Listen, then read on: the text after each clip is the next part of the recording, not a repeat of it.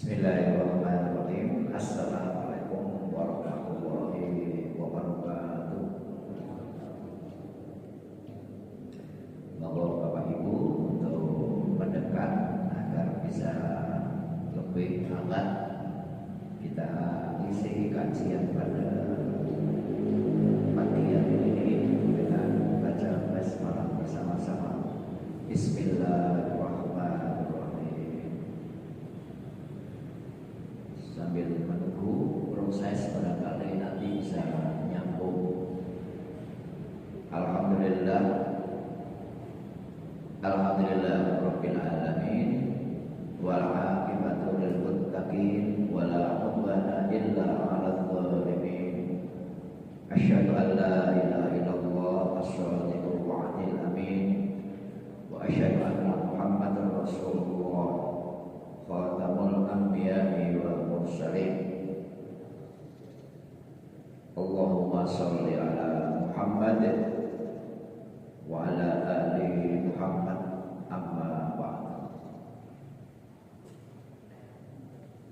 Kita bersyukur kepada Allah Subhanahu wa taala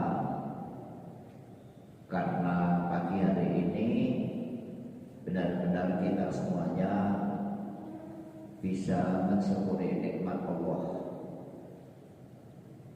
dengan berbagai macam bentuk syukur. Pertama, bil lisan, mengucapkan alhamdulillahirabbil alamin. Sudah berapa kali mengucapkan alhamdulillah? Mungkin sudah 5. 1, bangun tidur, alhamdulillahirabbil alamin, alhamdulillahilladzi ahyana ba'da matana. Kemudian tadi kita semuanya jamaah sholat subuh sambil berdoa juga mengucapkan alhamdulillah bisa jamaah sholat subuh.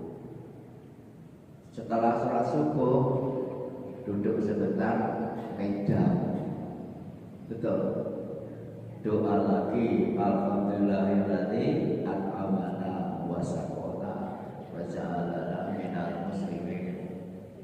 Alhamdulillahilladzi lagi sampai di sini banyak sekali. Juga kita sudah bersyukur memanfaatkan kaki, memanfaatkan kamar, memanfaatkan tenaga untuk tholaqul ilmi. Itu namanya syukur dalam bentuk perbuatan atau asyukru bil hal. Nah, masih ada satu cara bersyukur kepada Allah selain bil hal ya, bil amal, yaitu bil mal, dengan sedekah, dengan infak. Barangkali Bapak Ibu sudah mempersiapkan infaknya untuk kegiatan pengajian pagi hari ini. Seberapapun pasti akan dilipat gandakan oleh Allah. Berapa? 700 kali. Bapak Ibu rahimahullah, sebelumnya disampaikan terima kasih. Saya berkesempatan untuk mengisi ahad pagi ini.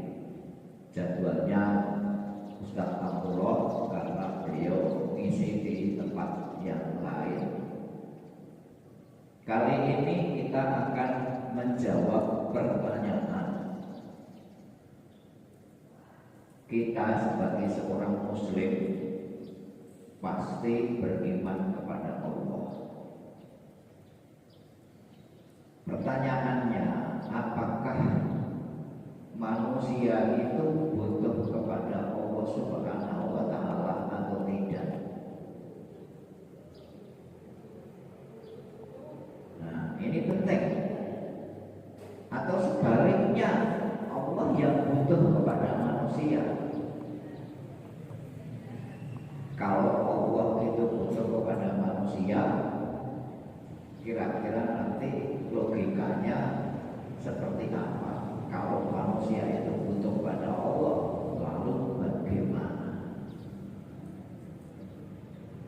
Bapak Ibu rahimahumullah, manusia sebagai makhluk sosial, sun politiker, itu tidak bisa melepaskan diri dari ketenangan, dari kedamaian.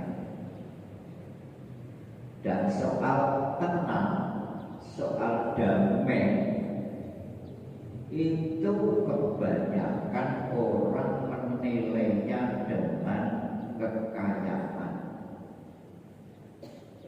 Seakan-akan kalau orang itu punya rumah mewah, rasanya tentrem, seperti hidup di dalam surga. Kalau orang itu punya perusahaan, hidupnya juga seakan-akan tenang. Karena apa? Pasti perusahaannya akan membawa untung, membawa laba. Mungkin orang juga merasa kalau punya kedudukan yang tinggi, uangnya banyak, pasti dijamin tenang, pasti dijamin hidupnya nyaman. Tapi Bapak Ibu, setelah dipikir-pikir, kalau mereka yang sadar hidup yang kita jalani ini nanti pasti akan berhenti. Betul? Berhentinya ditandai dengan apa? Nah, mati. Siap mati. Jangan Bu, jangan. Pasti ditandai dengan kematian Bapak Ibu.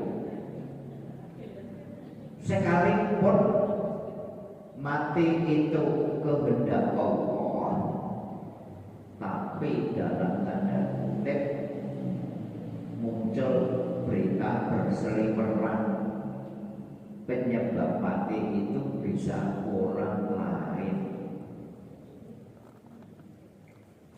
Siapa orang yang vokal dalam soal ekonomi? Yang terakhir adalah Faisal Basri.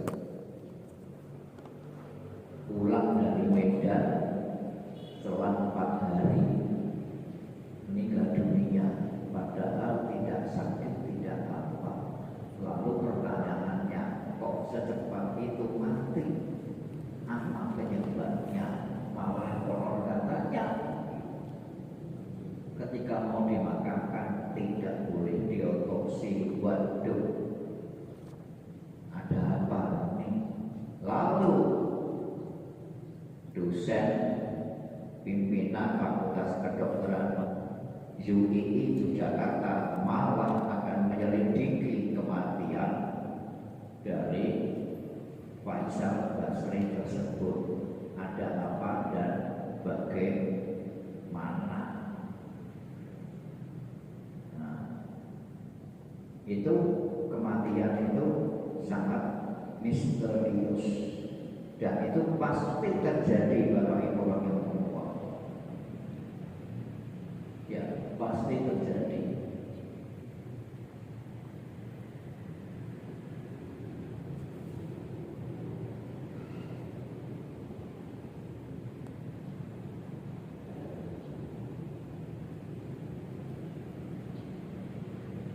Nah, nyambung. Tapi ini sayangnya LCD-nya menceng. Besok dibenarkan itu, ya, semoga nanti bisa. Oke, jadi apakah manusia itu butuh kepada Allah? Faktanya Bapak Ibu rahimahullah, belakangan diberitakan beberapa orang yang dianggap terkenal.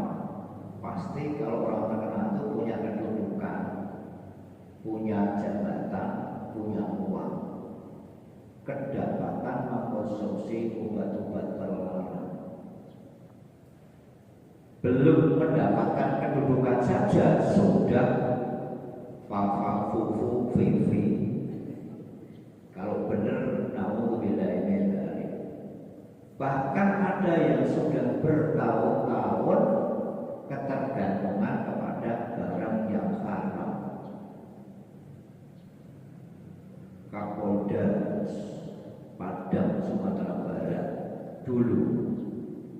Edi Minahasa itu orang Islam. Dia sekarang di penjara karena apa? Bisnis narkoba, dan otomatis orang bisnis narkoba itu sudah mencicipi dan merasakan. Maka apa? Ketika orang itu berada dalam kondisi kaya, berada dalam kondisi bergelimangan harta, dan dia itu mengkonsumsi obat, bintang film banyak kan, bintang film banyak sekali, Nafa Urba dan lain sebagainya. Bahkan pemain-pemain sinetron, ada Tukul, ada ini Kiwil dan segala macam, itu orang bergelimang harta. Mereka sampai mengkonsumsi obat terlarang itu ada apa?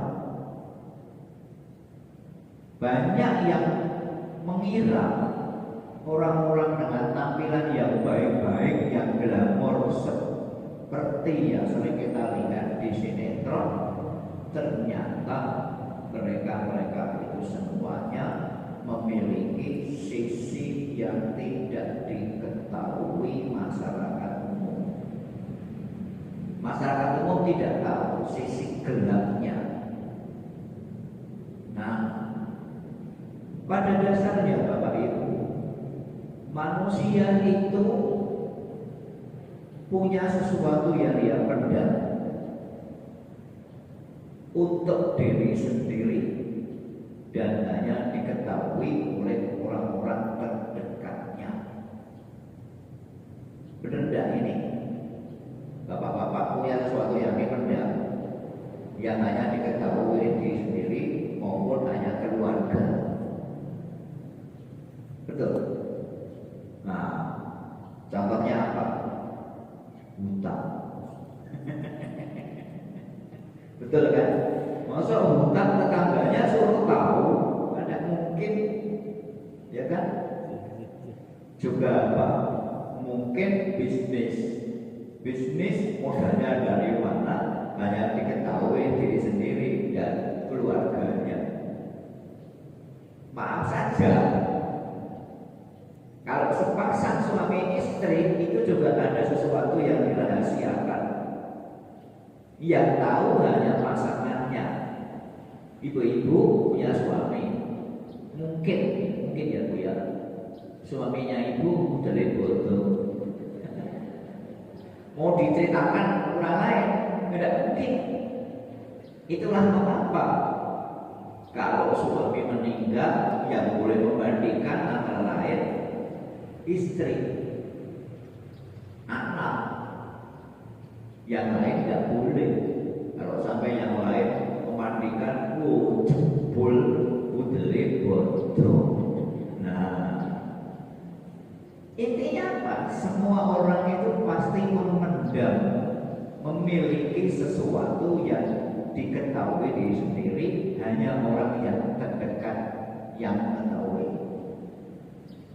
Nah, termasuk permasalahan tadi, misalnya hutang. Kalau sampai ada hutang itu sampai diketahui oleh orang banyak, berarti ya sakit banyaknya lubang-lubang yang dihutangi. Itu orang tukang hutang. Bisa paham seperti itu. Nah, Bapak Ibu bagaimana? Di dalam Islam, kita sebagai seorang Muslim itu diperintahkan untuk taat kepada perintah Allah dan menjauhi larangannya.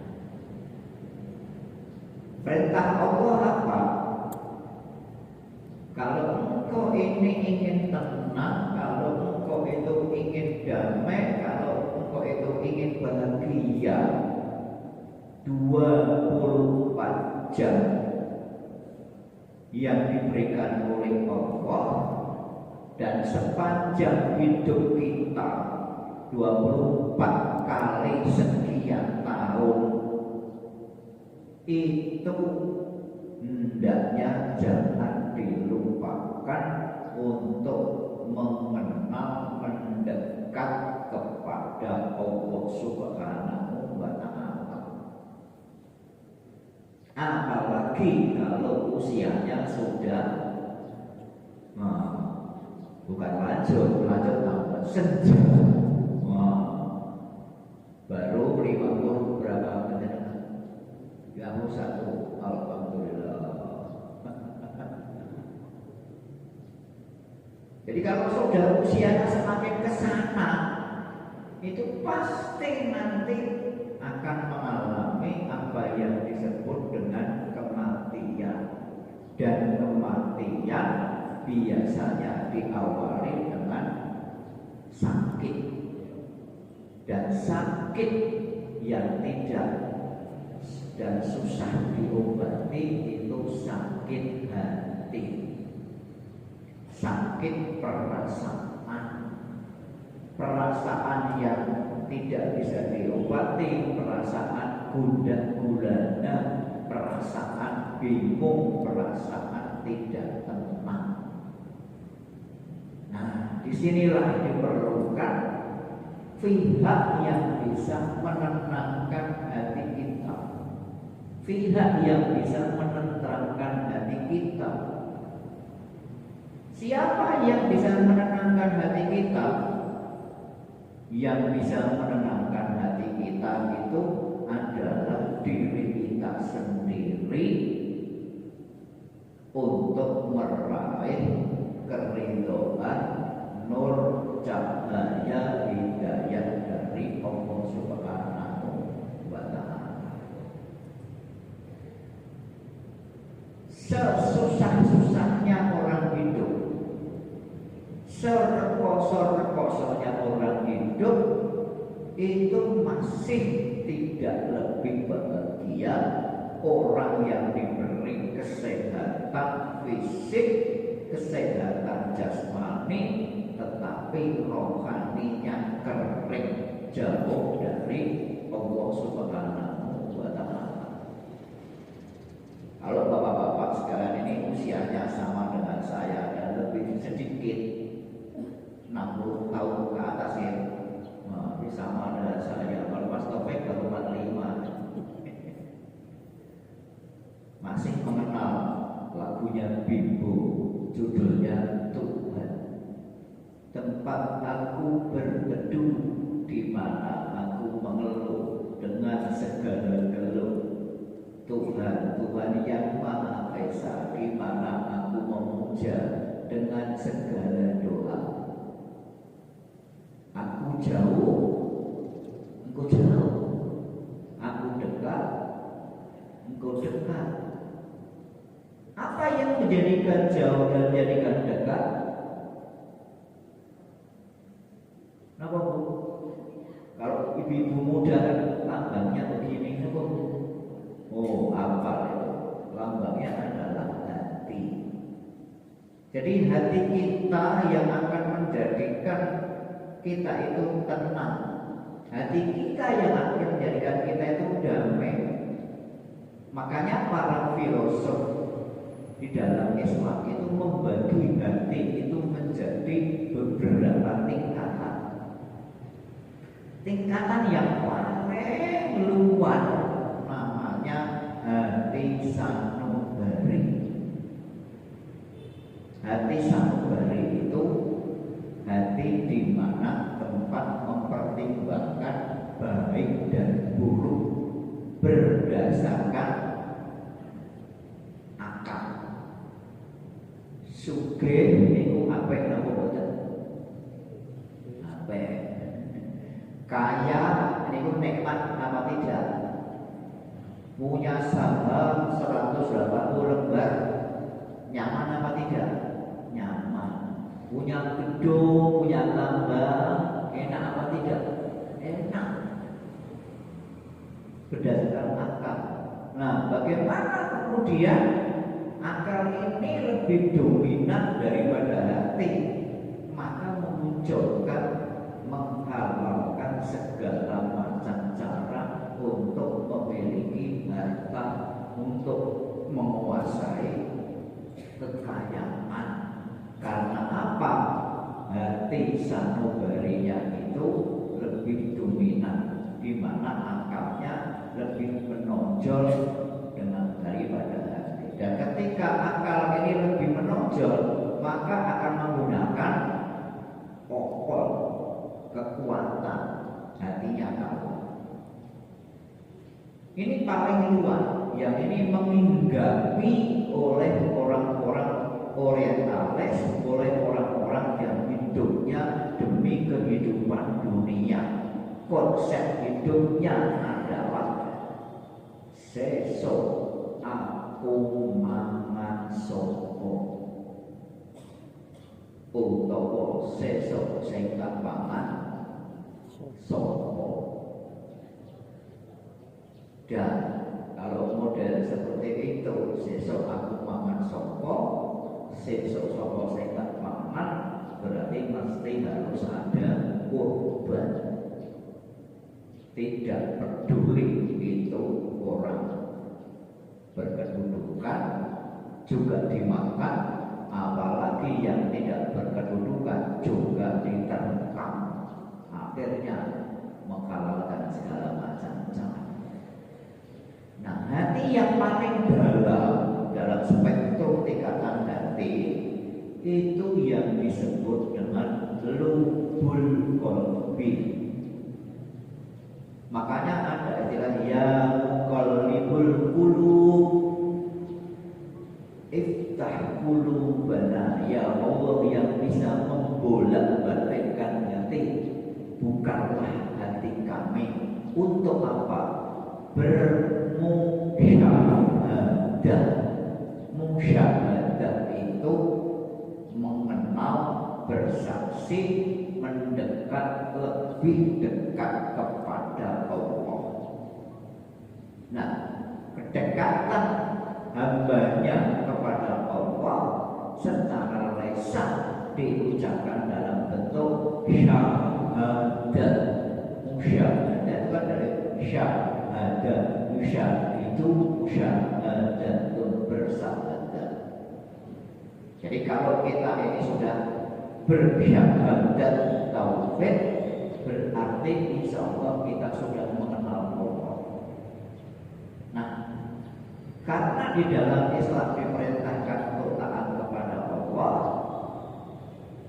maka taat di sini seluruhnya merupakan konsekuensi keyakinan terhadap akidah Islamiyah. Bapak Ibu rahimahullah, boleh jadi seseorang yang tampil baik-baik saja pada dirinya, tetapi dia menyembunyikan keburukan atau ketergantungan negatif maupun menyembunyikan sesuatu yang buruk dari orang lain. Maka hal ini menggambarkan apa? Jati diri seseorang yang sebenarnya. Kalau antara ucapan, antara omongan, antara statement, antara pernyataan tidak cocok dengan realita perbuatannya, maka jati diri aslinya orang itu adalah orang yang tidak jujur, orang yang bohong. Dan sekali orang itu bohong dan tidak pernah mau berhenti dari bohong, maka Allah akan mencatatnya orang itu sampai mati menjadi pembohong. Padahal sabda Rasulullah mengatakan pembohong itu pasti masuk neraka. Kenapa? Karena merugikan orang lain. Makanya Rasulullah berpesan, wa iyyakum wal kadhiba, jauhilah olehmu omong-omong bohong. Jangan engkau dekati, jangan engkau lakukan berbohong. Wa innal kadhiba yahdi ilal fujur, bohong atau sikap bohong itu pasti akan mengantarkan kepada kebinasaan dan kecelakaan. Maka innal fujuri yahdi ilan nar, masuk neraka. Nah, Bapak Ibu rahimahullah, di antara manusia kita untuk menggantungkan diri kepada Allah Subhanahu wa taala itu berkaitan dengan permasalahan.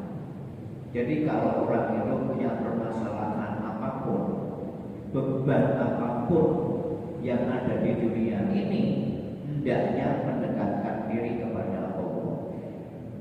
Bagaimana mendekatkan diri kepada Allah? Media yang paling utama untuk mendekatkan diri kepada Allah Subhanahu wa taala itu adalah sholat. Sholat itu Bapak Ibu ada 3 macam artinya. Pertama, sholat itu adalah berdoa. Coba Bapak Ibu, ketika kita sholat, dari Allahu Akbar sampai salam, di dalamnya itu mengandung beragam doa. Salah satunya doa yang paling awal yang kita baca, ya Allah, jauhkanlah kami dan dari segala macam kesalahan, kejelekan pada diri kami. Jangan Engkau dekatkan kami dengan perbuatan jelek dan perbuatan buruk, sebagaimana Engkau menjauhkan timur dan barat. Baik baini wa baina khotoyaya kama ba'ata bainal masyriqi wal maghrib. Ya Allah, sucikanlah hati kami dari kesalahan-kesalahan. Jangan Engkau beri dalam hati kami, dalam hati pikiran kami beban salah dan dosa, sebagaimana Engkau mensucikan baju putih yang disucikan dengan air embun dan salju. Baju putih dicuci dengan air embun dan salju. Mobil saja ada cuci dengan salju. Mobil, Pak.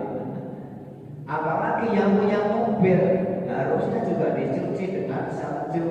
Bil ma'i wal baji wal barad. Itu dari awal sudah seperti itu. Lalu di dalam sholat kita berdoa, ihdinas siratal, ya Allah, tunjukkan kami jalan yang benar. Kalau jalan yang benar untuk mendapatkan ketenangan, apa? Yang mendekat diri kepada Allah Subhanahu wa taala dengan beragam cara dan waktu yang al-mustajabah itu adalah saat sholat fajr atau sholat subuh. Begitu pentingnya sholat subuh, sampai-sampai Rasulullah pernah bersabda, ya, kalau orang tidak ingin dikatakan sebagai orang munafik, dan ciri-ciri orang munafik itu adalah berat jamaah sholat isya dan berat jamaah sholat subuh. Padahal ketika sholat subuh, waktu yang sangat penting, sangat mustajab, penuh dengan karunia. Subuh itu jalan-jalan belum banyak kendaraan, berarti udara segar. Subuh itu kita mendapatkan ketenangan hati karena bisa berdoa sebentar sebelum fajar. Subuh itu waktu yang tepat untuk kita berinfak dan sedekah dan banyak lagi yang lainnya. Jadi Bapak Ibu, ketika kita menghadapi berbagai macam persoalan hidup, maka hendaknya kembalikan kepada Allah. Apakah manusia itu perlu mengenal, mengingat Allah? Dalam surat Al-Ikhlas sudah sangat jelas difirmankan oleh Allah, Qul huwa Allahu ahadun. Berilah kabar gembira, berilah kiriman cat. Silahkan engkau forward. Ini berita dari saya, pesan Allah apa? Dialah Allah yang Maha Esa. Allahu ahadun. Allah itu Maha Esa. Artinya Nabi Muhammad diutus oleh Allah untuk memberikan kabar, memberikan informasi kepada kita bahwa untuk mendapatkan ketenangan hidup itu bertuhan hanya satu. Gambaran sederhana, andai kata apa? Dengan istrinya 3 atau 2 gimana? Bu, andai kata ibu ini suaminya 2 gimana Bu? Mesti bingung mau membagi waktu untuk tidur, pasti bingung untuk membagi ini. Rasulullah saja diingatkan oleh Allah ketika istrinya banyak. Kita yakin, kita tahu Rasulullah istrinya banyak. Karena kita ini bukan Nabi, bukan Rasul, ya jangan tiru-tiru istrinya banyak. Karena tidak memiliki kekuatan.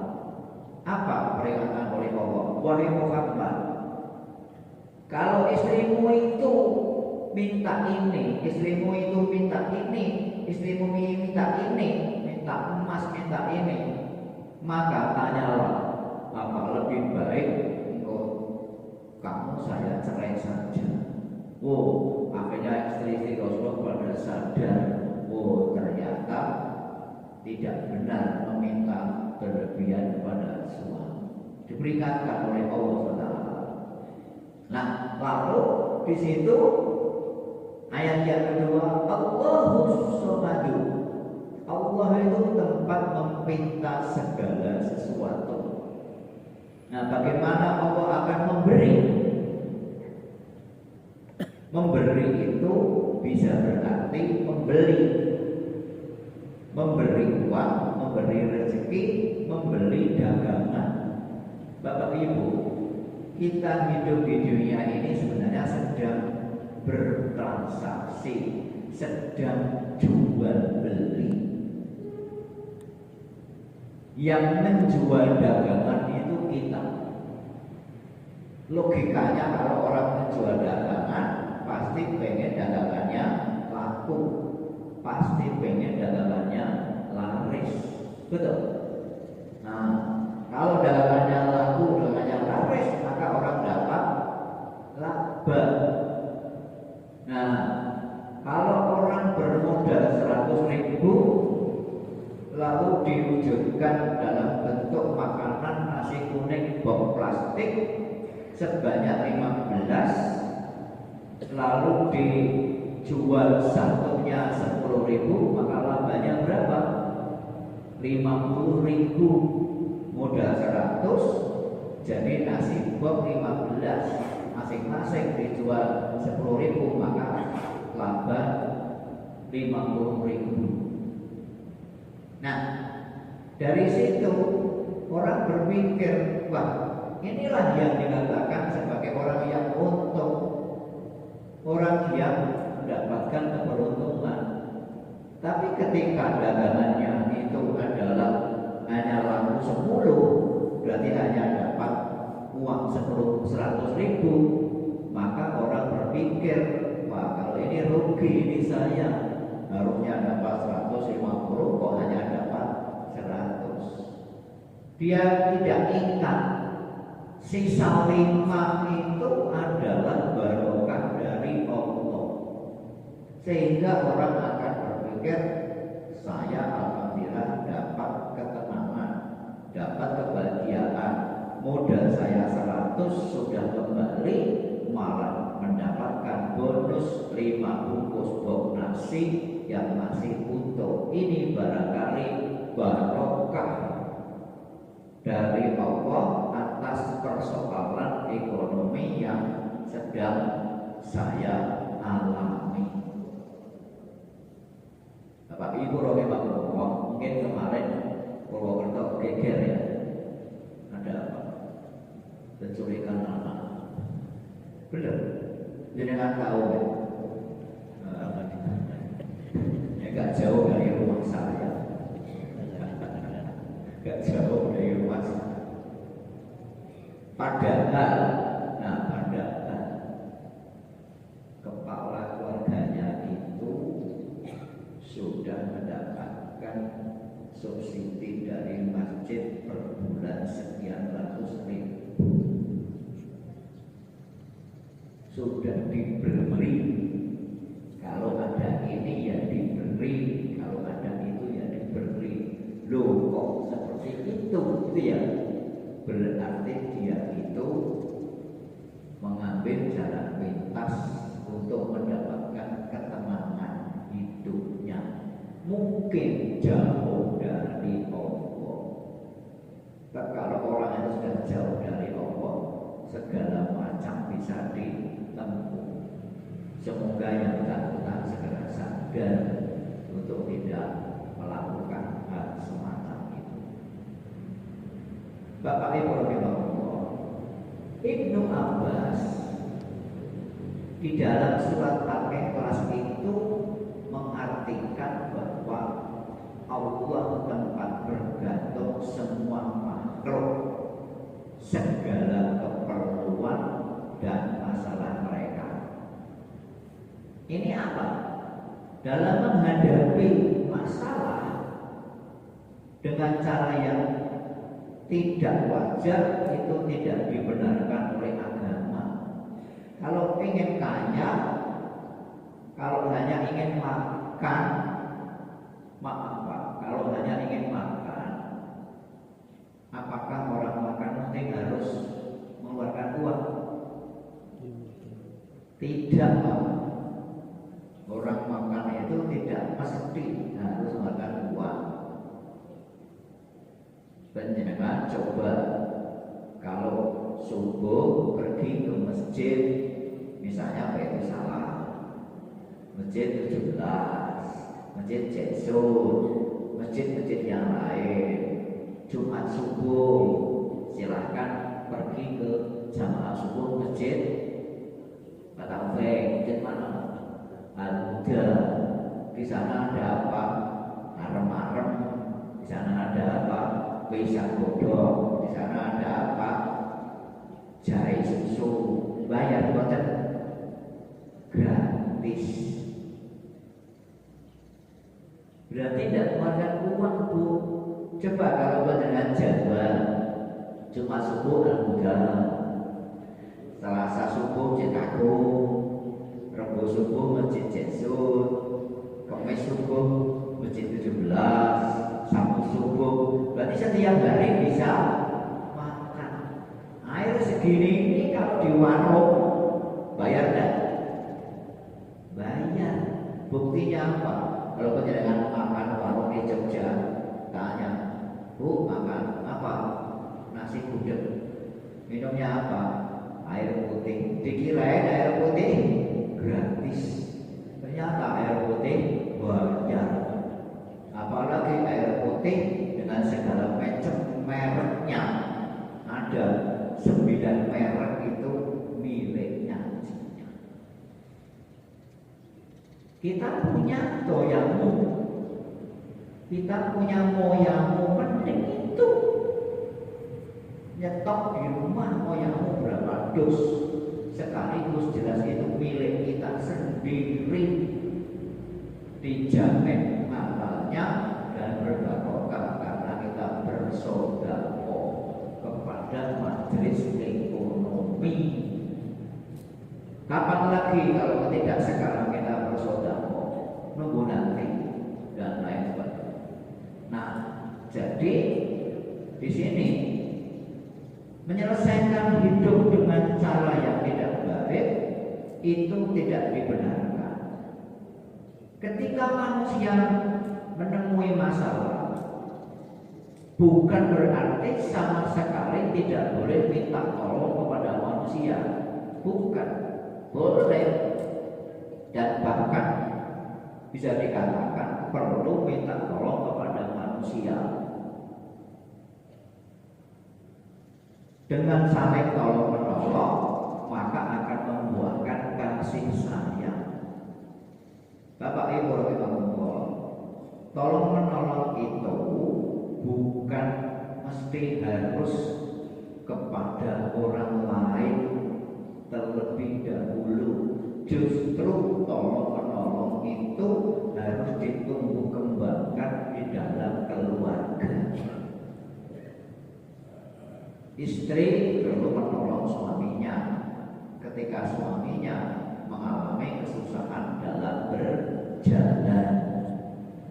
Suami perlu menolong istrinya ketika istrinya kesusahan bangun karena berat badan.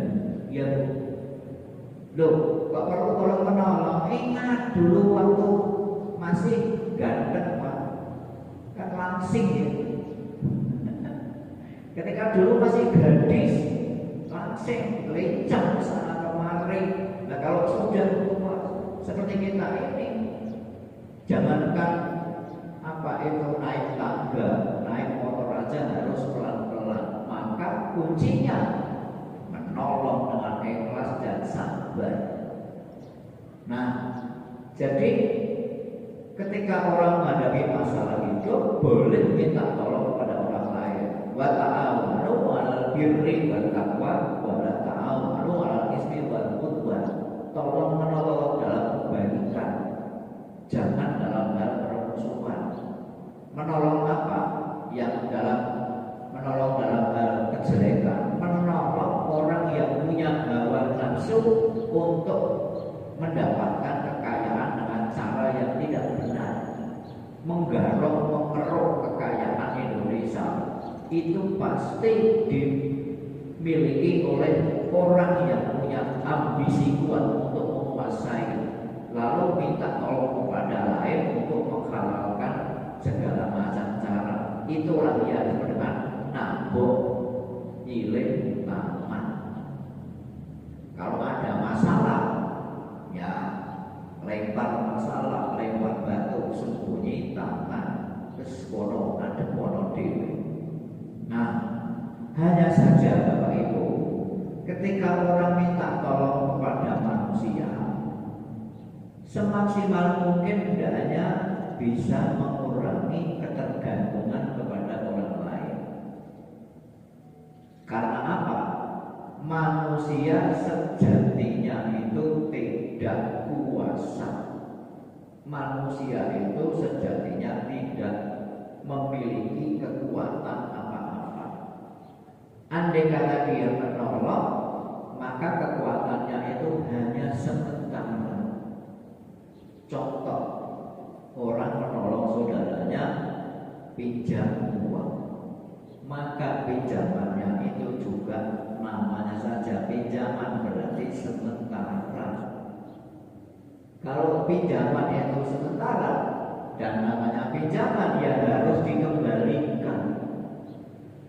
Nah, apakah boleh orang pinjam lalu tidak dikembalikan dan tidak dibayar? Boleh. Kalau mati, orang pinjam di bank, kalau udah mati kita hebat kan? Tidak. Maka lebih baik hidup, pinjam, mati, pinjam lagi, mati lagi, pinjam lagi, mati lagi. Padahal matinya berapa kali? 1 kali. Akhirnya apa? Jadi kenangan, oh hidupnya penuh dengan pinjaman. Ya, Bapak Ibu, dalam Al-Fatir 15, ya hampir jam 7 ya, kita bawa jam. Allah berfirman, Bismillahirrahmanirrahim. Ya ayyuhan nasu, wahai manusia, bukan orang yang beriman, semua manusia ini berlaku. Antumul fuqara'u ilallahi, kamu itu semuanya membutuhkan Allah. Kamu semuanya itu butuh dengan Allah. Kenapa Allah itu dibutuhkan oleh Allah? Karena wallahu wal ghaniyyul hamid. Allah itu maha kaya, tidak memerlukan sesuatu. Kaya apa? Dan kalau kita pinjam kepada saudara, pinjam uang, maka bilang, Pak, Mas, kok saya pinjam uang berapa? 10 juta. Mau dijawab, wah, gimana ini Bu, kok pinjam 10 juta? Ya sudahlah, saya pinjami 3 juta saja. Waduh, kok 3 juta? Ya kurang lah Mas, butuh 10, ya adanya itu. Artinya apa? Kasih sayangnya itu hanya sampai 3 juta. Tapi kalau Allah itu maha kasih sayang, semua yang diminta oleh hambanya diberi, mulai dari ujung rambut sampai ujung kaki diberi oleh Allah. Buktinya apa? Kita masih bisa menggerakkan tangan kita ini. Kita masih bisa bersyahadat, kita masih bisa wiridan, kita masih bisa olahraga dan lain sebagainya. Dan gerakan tangan kita ini adalah nikmat dari Allah, supaya badan kita sehat. Karena Allah itu maha kuat, Allahul Qawiyyun, Allahul Azizun, maha mulia. Maka seluruh yang ada pada badan kita ini semuanya adalah karunia dari Allah. Coba Bapak Ibu masukkan jari-jarinya begini, lalu kita lihat begini, sakit tidak? Kalau itu tidak sakit, berarti insya Allah Bapak Ibu mendapatkan kasih sayang Allah berupa kesehatan. Bisa juga Bapak Ibu menggerakkan 2 jari yang berbeda. Yang ini begini. Kalau ini masih bisa dikondisikan, maka ini masih connect. Ini, nah, ini. Kalau ini masih bisa ditekuk begini, alhamdulillah. Kalau ini begini, ini karunia Allah. Bahkan ada seorang filosof yang mencoba mengartikan jari 5 kita. Ini itu adalah alif, ini adalah lam, ini adalah lam. Maka itu tulisan Allah. Benar atau tidak? Tapi ada yang mengartikan ini alif, ini lam, ini adalah lam. Maka ini menunjukkan tulisan Allah, nikmat dari Allah. Bapak Ibu rahimahullah. Jadi ketika Allah itu maha pengasih, Allah itu maha mendengar, Allah itu maha menerima keluh kesah, maka segala keluh kesah yang ada padanya pasrahkan kepada Allah. Bahkan ketika orang sakit, kita pun hendaknya yakin bahwa obat itu datangnya dari Allah. Fa idza maridtu fa huwa yashfi. Kalau kita sakit, maka Allah yang menyembuhkan. Dan sakit badan itu dikarenakan dimulai dari sakit pikiran. Sakit pikiran karena dipicu sakit hati. Ada hubungannya. Jadi kalau orang ingin sehat, ya, maka satukanlah hati dan pikiran yang imbang. Jangan sampai hatinya kalah, pikirannya kuat, maka jadi stres. Jangan sampai hatinya kuat, akalnya lemah, maka menjadi stroke dan lain sebagainya. Nah, Bapak Ibu rahimahullah, jadi karena Allah itu maha kaya, maka mari kita mendekatkan diri kepada Allah. Banyak hal yang bisa dilakukan, Bapak Ibu. Hasil yang akan didapatkan semuanya diserahkan kepada Allah. Yang utama adalah bersandar kepada Allah ketika ada masalah, bukan bersandar kepada yang lain. Manusia itu tetap butuh bantuan Allah, sekalipun ia ahli di bidang tertentu. Orang yang ahli di bidang ekonomi tetap butuh kepada Allah. Orang yang ahli perang tetap butuh Allah. Kalau kita pikir Bapak Ibu, Palestina dengan pasukan Al-Quds dan Hamas tidak bisa dibinasakan oleh Israel. Kita sendiri mengatakan Israel itu diwedeni, gitu kan? Israel itu pasti nanti kalau perang dengan Palestina pasti kalah, karena Israel itu negara adidayanya Amerika. Tapi ternyata sampai sekarang Palestina tidak bisa dikalahkan oleh Israel, dan semoga Israel dikalahkan oleh Allah melalui tentaranya yang tidak kelihatan. Jadi apa? Mereka orang-orang Palestina itu ketika menghadapi persoalan hidup tidak jauh dari Allah, sudah mempersiapkan segala sesuatunya, dan mereka tetap berdoa dan sholat dalam situasi perang, tidak lupa kepada Allah. Sementara Zionis itu adalah negara yang tidak berketuhanan kebanyakan karena orang-orang Zionis. Nah, di dalam Al-Quran Allah berfirman, "Dzalika bi annahu kanat ta'tihim rusuluhum bil bayyinati." Yang demikian itu adalah karena sesungguhnya telah datang kepada mereka rasul-rasul yang membawa keterangan. Faqalu, lalu mereka berkata, "Abasyarun yahdunana faqafaru wa tawallaw." Apakah manusia yang akan memberi petunjuk kepada kami? Wastaghnallahu wallahu ghaniyyun hamid. Lalu mereka ingkar dan berpaling, dan Allah tidak memerlukan mereka, dan Allah Maha Kaya lagi Maha Terpuji. Nah, jadi kesimpulannya, siapa yang butuh?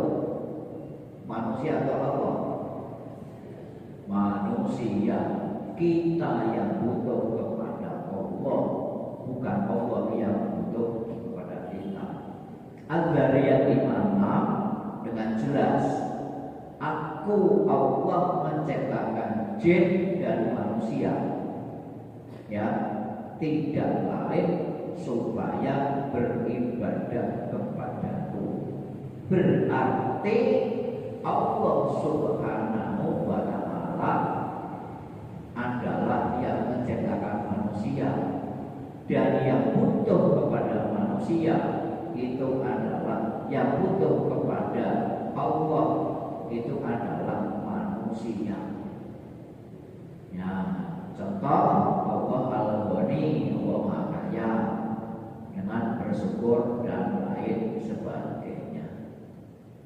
Bapak Ibu rahimahullah, ini rasanya yang bisa kita kaji.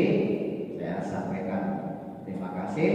Jadi kesimpulannya, satu, sebagai seorang muslim yang sudah beriman dan yakin semua terhadap rukun iman dan Islam adalah agama yang benar, mari kita perkuat keimanan kita. Nomor satu adalah iman kepada Allah, bukan kepada iman yang lain. Mengapa?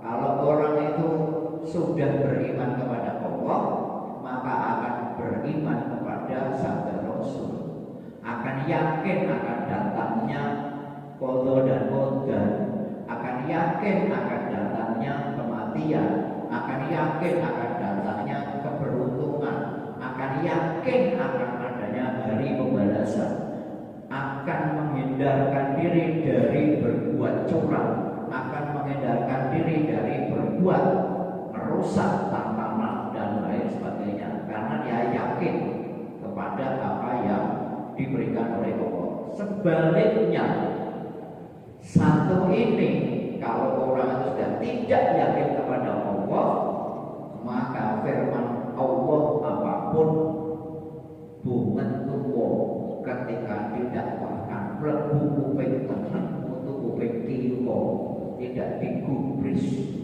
diingatkan bahwa korupsi nanti akan dibalas, tidak yakin, diingatkan bahwa menguasai aset negara dengan cara tidak benar akan mendapatkan balasan dari Allah, juga nggak akan digubris. Itu karena memang tidak yakin kepada Allah. Kenapa? Ya karena dia mikirnya aku sesuk mangan sopo, sesuk saya tak mangan sopo. Tapi kalau orang yang yakin kepada Allah, semuanya ada pada kehendak Allah, butuh hidup, butuh makan, maka orientasi hidupnya aku sesuk mangan opo orang. Nek butuh makan, ya berarti kerja. Karena kerja adalah yang ditunjukkan oleh Allah. Nabi Daud saja makan dari hasil kerja tangannya sendiri. Ya. Demikian Bapak Ibu rahimahullah. Kita akhiri. Allahumma anfa'na bima 'allamtana. Allahumma arinal haqqa haqqan warzuqna ittiba'ah. Allahumma arzuqna rizqan katsiran halalan thayyiban mubarakan. Allahumma arinal haqqa warzuqna ittiba'ah wa arinal batila warzuqna ijtinabah. Allahumma ihdinas siratal mustaqim, siratal anbiya'i wal mursalin, wa qina jannata ma'al abrar wa najata minan nar ya aziz ya ghaffar ya rabbal alamin.